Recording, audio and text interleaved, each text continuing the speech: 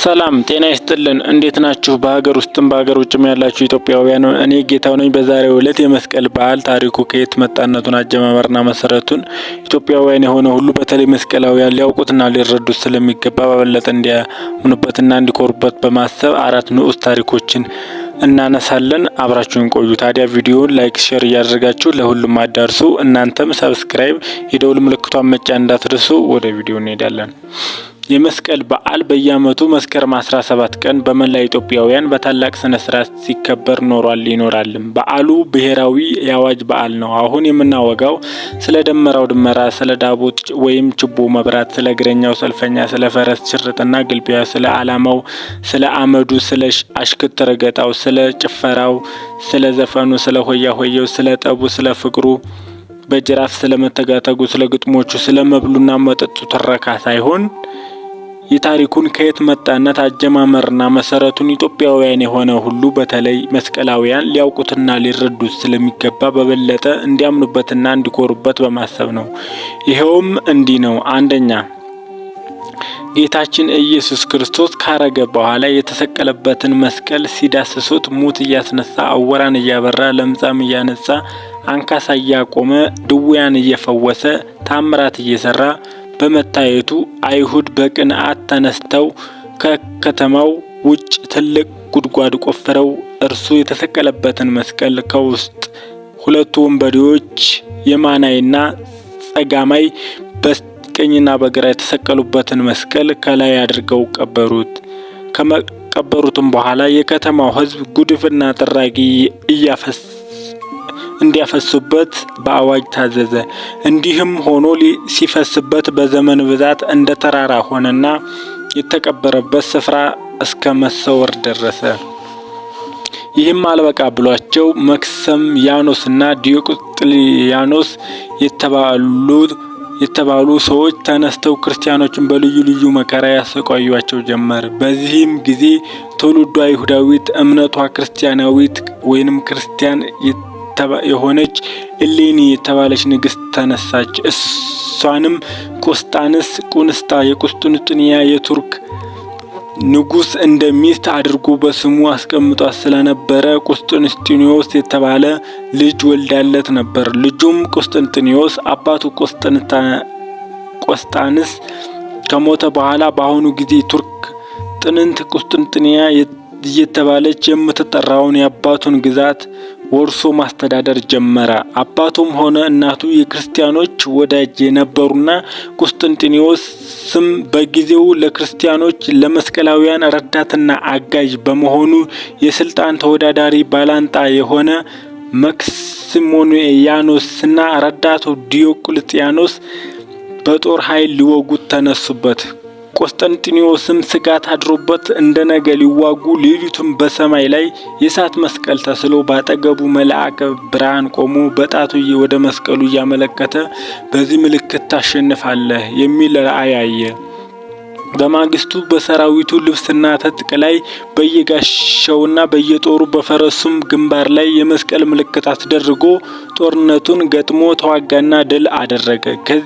ከዚህ በኋላ በምስራቅና በምዕራብ ያለ ሰው ሁሉ የወደደውን ሃይማኖት ያምልክ ሲል አዋጅ አናግሮ ክርስቲያኖች የሃይማኖት ነጻነት፣ የህይወት እረፍትና ሰላም አግኝተው እንደልባቸው እንዲኖሩ አደረገ።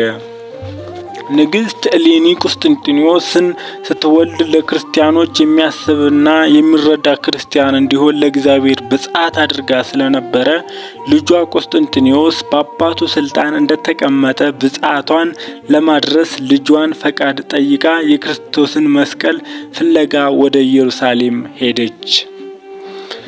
ከዚያም እንደደረሰች የጥንት ሽማግሌዎችን ሰብስባ በመጠየቅ ባደረገችው ብርቱ ፍለጋና ጥረት ኪራኮስ በተባለ ሽማግሌ ምክር መስቀሉ የተቀበረው በጎልጎታ ተራራ ስር መሆኑን ብትረዳም ትክክለኛው ስፍራ ለማወቅ አልቻለችምና መንፈሳዊ ራእይ ባመለከታት መሰረት በምድረ ይሁዳና በኢየሩሳሌም ዙሪያ የነበሩትን ሕዝቦች እንዲሰበሰቡ አድርጋ በነፍስ ወከፍ አንዳንድ ሸክም እንጨት ይዘው በመስቀሉ ከተቀበረበት አቅራቢያ እንዲሰበሰቡ በሰጠችው ትእዛዝ መሰረት ሲሰበስቡ ካህናቱን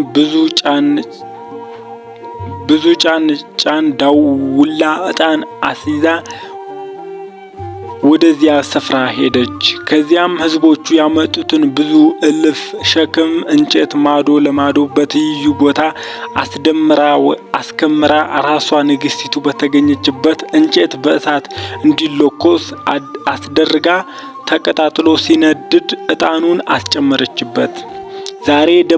ዛሬ ደመራ የሚቃጠለው ችቦ የሚበራው የዚሁ ምሳሌ ነው። በዚሁ ጊዜ የዕጣኑ ጢስ ወደ አየር ወደ ሰማይ ከወጣ በኋላ እንደ ቀስተ ደመና እንደ ኖህ ምልክት ወደ መሬት ተመልሶ የጌታ መስቀል በተቀበረበት ትክክለኛ አቅጣጫ ላይ አርፎ ተጥመልምሎ ሰገደ።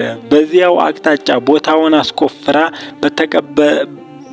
በተቀበረ በ500 ዘመኑ ጌታን ቅዱስ መስቀል ከተቀበረበት ቦታ ለማግኘት ቻለች። ንግስቲቱም በመንፈሳዊ ስሜት የተመሰጠው የተቀደሰ መስቀላዊ ፍላጎቷ ተፈጽሞ በመስቀሉ መድህንነት ሙታን ሲነሱ፣ ዕውሮች ሲያዩ፣ አንካሶች ሲሄዱ፣ ለምጻሞች ሲነቱ፣ ድውያን ሲፈወሱ አይታ ፈጣሪዋን አመሰገነች። ልጇ ቆስጠንጢኖስም የሮማን መንግስት በገናናነት ከገዛ በኋላ ሊሞት በቀረበ ጊዜ በኒቆዲሞስ ኤጲስቆጶስነት በአባ አውሳቢዮስ እጅ በክርስትና ሃይማኖት ተጠምቆ እሱ ራሱ ባሰራው በቅዱሳን ሐዋርያት ቤተ ክርስቲያን ተቀበረ። ሁለተኛ፣ የጌታችን የኢየሱስ ክርስቶስ ቅዱስ መስቀል ለዓለም ደህንነት ይሆን ዘንድ ለአራቱ ማዕዘነ ዓለም ሲከፋፈል የቀኝ እጁ ያረፈበት ግማደ መስቀል በዕጣ ለኢትዮጵያ ደረሳት። ይኸውም መስቀል በ14ኛው ክፍለ ዘመን በአጼ ዳዊት ዘመነ መንግስት ወደ ኢትዮጵያ መጣ። አንድም አይሁድ በግብጽ፣ በኢየሩሳሌም፣ በሶርያና በቆስጠንጥንያ ይኖሩ በነበሩት ክርስቲያኖች ላይ የጸና መከራና ስቃይ ስላደረሱባቸው በዘመኑ በኢትዮጵያ ለነገሰው ለአጼ ሰይፈ አርዕድ ልጅ ለአጼ ዳዊት የክርስቶስ ስም እንዳይጠራ ለመስቀል እንዳንሰግድ ተብለናልና አረማውያን አስጨንቀውናልና ደርሰህ ከእጃቸው አድነን ብለው ላኩበት።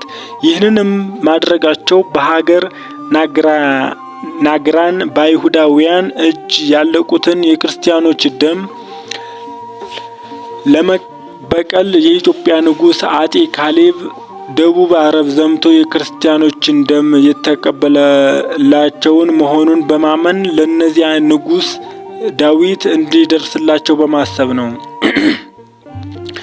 አጼ ዳዊትም መልእክቱን እንደደረሰው በነገሩ አዝኖ መንፈሳዊ ቅናት ቀና። ወዲያው ምታ ነጋሪት ክተት ሰራዊት ብሎ ከሸዋ ቤተ መንግስቱ ተነስቶ እስከ ስናር ድረስ ወርዶ የአባይን ውሃ ገድቦ ወደ ግብጽ እንዳይወርድ መለሰው። የግብጽ ሰዎች አባይ ካልወረደላቸው በብዙ ይቸገራሉና ይህንን እንደሰሙ ተንባላት አረማውያን ተሰብስበው ከእንግዲህ ወዲህ እናንተን አንጣላም፣ ሃይማኖታችሁንም አናዋረድምና አጤ ዳዊት አባይን እንዳይመልስብን አድርጉልን ብለው ለንጉሱ የሚላክ ገጸ በረከት ወርቅና የብር መታሰቢያዎች አዋጥተው ይዘው በኢየሩሳሌም ለሚኖሩ ክርስቲያኖች ቀርበው አስታወቁ። አጤ ዳዊትም እንዲደረግለት የሚፈልገውን ቢጠይቅ የክርስቶስን ግማድ መስቀል ከሰጣችሁኝ ይበቃኛል ብሎ ልኮባቸው ነበር። ክርስቲያኖችም በምግባር በሃይማኖት ጸንተን እንኖር ዘንድ እግዚአብሔር ባንተ ሞገስነት ከጠላቶቻችን አድኖናል። አንተም ንጉሥ ርዕቱ ሃይማኖት ትባላለህ። አሁንም የአባይን ውሃ ወደ ሀገራቸው መልስላቸው ብለው የወርቁንና የብሩን ገጸ በረከት አስይዘው መልእክቱን ከሚገልጽ ጦማር ደብዳቤ ጋር ላኩለት። አጤ ዳዊትም የተመኘሁትን ፈጽሞልኛልና ይህንን ያደረገ ልዑል እግዚአብሔር ይክበር ይመስገን። ከወርቅና ከብር ይልቅ ፍቅራችሁ ይበልጥብኛልና የላካችሁልኝን ወርቅና ብር መልሼ ሰድጄላችኋለሁ። ጌታችን ኢየሱስ ክርስቶስ ያዳነን በቅዱስ ደሙ እንጂ በወርቅና በብር አይደለም። እኔም ከነሰራዊቴ ለክርስቶስ ስም ቀንቼ መንገድ በመገስገስ ባደረግሁት ድካም ከሰውነቴ ከአካሌ የፈሰሰውን ወዝ ጌታዬ በመስቀል እንዳፈሰሰው ደሙ እንዲቆጠርልኝ ተሰቀለበት መስቀል የቀኙም ቢሆን የግራው እጅ ያረፈበት አንዱን ስደዱልኝ ብሎ ላከባቸው። መልእክቱም እንደደረሳቸው ከሊቃነ ጳጳሳቱ ከኤጲስ ቆጶሳት ከሊቃውንትና ከሕዝቡም ጋር መክረው ዘክረው የቀኙን ግማደ መስቀል ከኢየሩሳሌም ወደ ኢትዮጵያ ሀገሩ ሰደዱለት። ከመስቀሉ ጋርም አንደኛ ወንጌላዊ ሉቃስ የሳላትን የእመቤታችን ስዕል፣ ሁለተኛ ወንጌላዊ ዮሐንስ የሳለውን የኩራተ እሱን ስዕል፣ ሶስተኛ በቅዱስ ሚካኤል ስም የተቀረጸ አንድ ታቦት፣ አራተኛ ስዕርተ ሐናን፣ አምስተኛ አጽመ ሰማዕታትን አብረው ልከውታል። አጤ ዳዊትም የተላከለትን ግማደ መስቀልና ንዋየ ቅዱሳት በሀገሩ መሬት መድረሱን እንደሰማ ከቤተ መንግስቱ ወጥቶ ሩቅ ምዕራፍ መንገድ በመሄድ በታላቅ ሰልፍና ግርማ ተቀበላቸው። በተገናኘም ጊዜ ነቢዩ ቅዱስ ዳዊት ጽላተ ሙሴን ሲያጅብ በገናውን እየደረደረና እየዘለለ እንዳመሰገናት እየሰገደ እንዳከበራት ሁሉ ንጉሥ ዳዊትም ለመስቀሉና ለስዕሉ እየሰገደ ፈጣሪውን አመሰገነ። ግማደ መስቀሉንም ከኢየሩሳሌም አስመጥቶ ስናር በሚባል ሀገር ለሕዝቡ ስላሳየ ወንዶች፣ ሴቶች፣ ሕፃናት፣ ሽማግሌዎች እጅግ ደስ ብሏቸው ሴቱ በእልልታ ወንዱ በሆታ ካህናቱም በዝማሬና በይባቤ ደስታቸውን ገለጡ። ይህም ዕለት መስከረም 10 ቀን ነበርና የአጤ መስቀል በዓል ተባለ። በስንክሳር መጽሐፍም ላይ ሰላም እብል ጻድህኑ መስቀለ በዛቲ ዕለት ለኢትዮጵያ ተተክለ ዳዊት ወሕዝቡ እንዘ ይገብሩ በዓለ አምፃነ ረከቡ ከመልቦሙ ሰአለ በቃለ ትፍስህት ደምጹ ወገብሩ በዓለ። እዚህ ጋር የሚነሳና የሚጣለውን ይቅርታ ተብሎ ተጽፎለታል። በዓሉ የሚከበረው ከመስከረም 10 ቀን ጀምሮ ነበር። በኋላ ግን 7 ቀን ተጨምሮ መስከረም በዋለ በ17ኛው ቀን የመስቀል በዓል መከበር ጀመረ።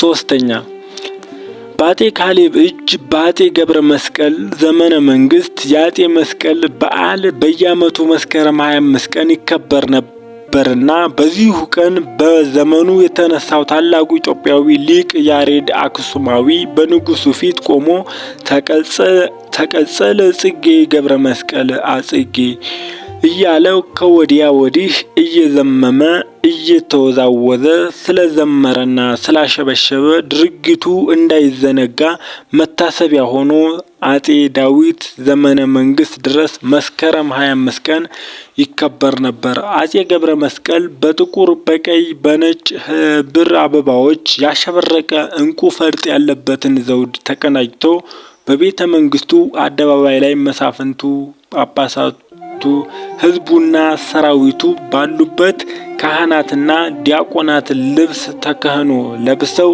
ሴቶችና ህፃናት ሳይቀሩ የአበባ ጉንጉን ይዘው አብረው እያሸበሸቡ በዓሉን ያከብሩት ነበር። ዛሬም ይሄው በዓል ሲከበር በደመራው ላይ አበባ የሚታሰርበትና ልጃገረዶችም ሲዘፍኑ የአበባ ጉንጉን የሚያስሩትና የሚይዙት ያንኑ የጥንት አከባበር ለማስታወስ ነው።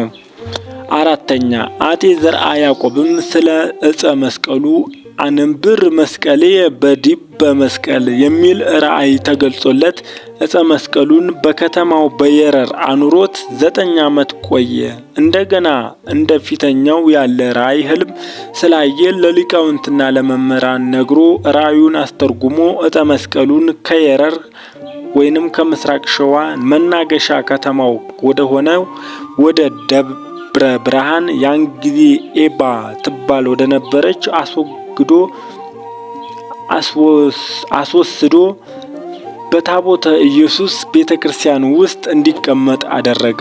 ከዚያም 5 ዓመት ያህል እንደቆየ በራእይ በተገለጸለት መሰረት ተስማሚ ቦታ ስላገኘ በነገሰ በ26ኛው ዘመን በወሎ ክፍለ ሀገር በአምባሰል አውራጃ አምባ ግሼን ደብረ ነገስት በኋላ ደብረ ከርቤ በተባለ መስቀልያ ተራራ ላይ ታላቅ ቤተ ክርስቲያን ሳንጾ መስከረም 21 ቀን አስገብቶ በክብር አኑሮታል። ቤተ ክርስቲያኗም ግሼን ማርያም ከዚያም ጊዜ ጀምሮ ደብረ ከርቤ ተብላለች። በዚያም ዓመት መጋቢት 10 ቀን ታላቅ በዓል ተደርጓል። ይሄውም ቀን በሸዋ ክፍለ ሀገር በተጉለትና በቡልጋ አውራጃ በደብረ ብርሃን ከተማ በየዓመቱ የመስቀል በዓል እየተባለ ይከበራል። አጤ ዘርዓ ያዕቆብ ለመንፈሳዊ አገልግሎት ቀናተኛ ስለነበረ በደቡብ ብርሃን ከተማ ብርሃን መታየቱን ምልክት በማድረግ መጋቢት 10 ቀን እሌኒ ንግስት የጌታን መስቀል ያገኘችበትና መስከረም 10 ቀን በዓሉ ወደ ኢትዮጵያ የገባበት እኛም የተቀበልንበት ቀን ነው ብሎ በስርዓት እንዲከበር ሕግ ሰርቶለታል። እንግዲህ በዛሬው ዕለት ይዤላችሁ የነበረው ፕሮግራሚ ይህንን ይመስላል። እንደወደዳችሁት ተስፋ አደርጋለሁ። ቪዲዮውን ሰብስክራይብ እያደረጋችሁ የደውል ምልክቷን መጫን እንዳትረሱ።